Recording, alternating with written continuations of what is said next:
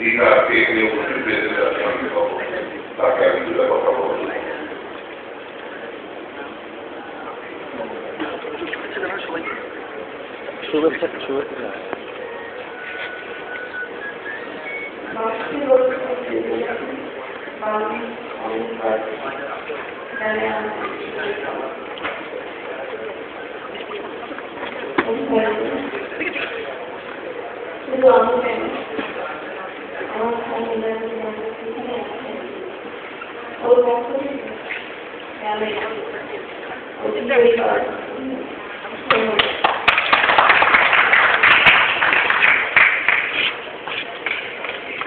বন্ধুগণ, আমরা এটা কথা শুনলাম, নিশ্চয়ই এই শহীদের রক্তের যে